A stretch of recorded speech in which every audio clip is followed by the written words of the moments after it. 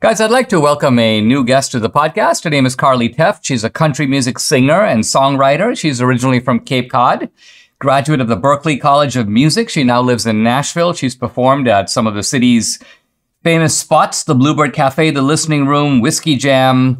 And you can follow her on Twitter at Carly Tefft, T-E-F-F-T, and also her website, carlytefft.com. Carly, welcome to the podcast. You're new to our audience. Talk a little bit about yourself and how you decided to become a musician. Thank you so much for having me, Dinesh. I just grew up, honestly, with songs in my head. As a songwriter, that's kind of how our imagination works. And I thought it was normal. I thought everybody had songs in their head. But until I got a guitar around the age of 13 and put what was in here onto chords and melody, that was when the ball started to roll for me. And with the support of my friends and family, auditioned for Berklee College of Music, had an amazing 4 years there, and always heard about Nashville and had to come check it out for myself. So I moved down here, and since then I've been back and forth between New England and Nashville, touring, performing, writing. It's been a really beautiful journey, and I've been very grateful.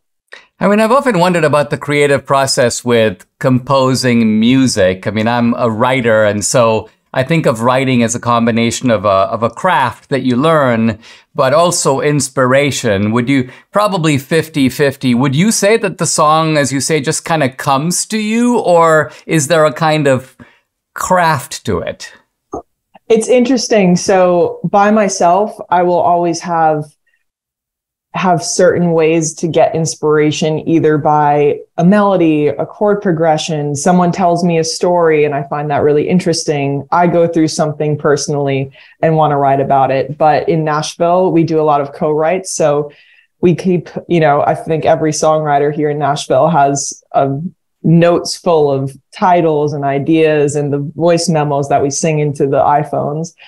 So then we bring those into co-writes and kind of work things out together. So there's a couple different ways to do it. And I think that's what makes the creative process so exciting, as you can attest to. There's different formulas to get an incredible song. Carly, you were invited to sing the national anthem at the Trump rally in New England. When you were asked to do this, well, first of all, how did this come about? And second of all, did you see this as something controversial, or were you just like, hey, this is awesome, let me go do this, it'll be really fun and I'll get some good exposure and I support Trump? What was your talk about that event? It's interesting. The national anthem was something I, as an artist, had to work through myself, because it is not an easy song to sing.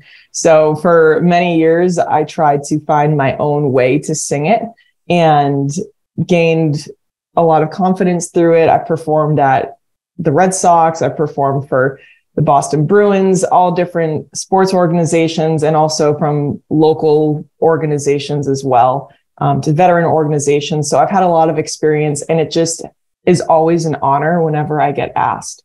So when I got the call from the Trump folks, I thought, wow, this is a former president asking me to sing our country's national anthem. That's beautiful. And like you said, what a great opportunity. But really, I always look at the anthem as something to do for my country. And I don't look at it as political. And then, after you sing the national anthem, now I guess were you scheduled to perform at the Harvest Gallery? Tell us what happened. I'm interested in the mechanics of the cancellation process, not just, hey, Carly Tefft got canceled, but like, did you get a phone call? What was it the day before? Talk about what happened and how you heard about it. I posted my video of singing the national anthem, which I've always done whenever I've performed the national anthem. I usually do post it to my websites and my social media accounts. Again, it's such an honor. So I posted the video, and about 5 days after, I got a phone call from the owner, who I haven't spoken to in probably over a year. I usually work and book through a different manager. And he initially left me a message and said, please call me right away. So I thought something, really urgent was happening. And he and I got on the phone, and he just described, this was, I'm sure, a great opportunity for you, but I'm trying not to be controversial. And at my space, I can't hang nude portraits because they're controversial and they may offend people. And it was this really roundabout way for him to ask this question of, well, are you a Trump supporter? And immediately I just knew he had already made up his mind. It didn't matter what I said after that. And I still stand by exactly what I said. The only person I wholeheartedly support is God, my Lord and Savior, Jesus. Every politician is going to be polarizing. Every politician is going to let you down. The national anthem is something I don't view as political. I view it as an honor and respect. And especially from a former president, I view that as I'm doing something respectful for the country. So that was how I presented myself in the conversation. And he said, I'm sure, it's great. You did that. You got a great head on your shoulders, but we're going to go ahead and cancel your performances for the rest of the year. It seems like he was almost trying to say something like that this wasn't really something he wanted to do, but he was seemingly compelled by, was he saying all my customers are like Trump haters and that they're not going to want to come here because, is that what he was getting at? Yeah, he made a reference saying, I just don't want my customer base to feel threatened. And I still am wrapping my head around that, because I don't sing the national anthem at my own shows. I have my own original songs. I have plenty of cover songs I love to play as well. And I don't wear anything political. I don't speak my political beliefs upon anyone. And so that was just an interesting way for him to phrase it.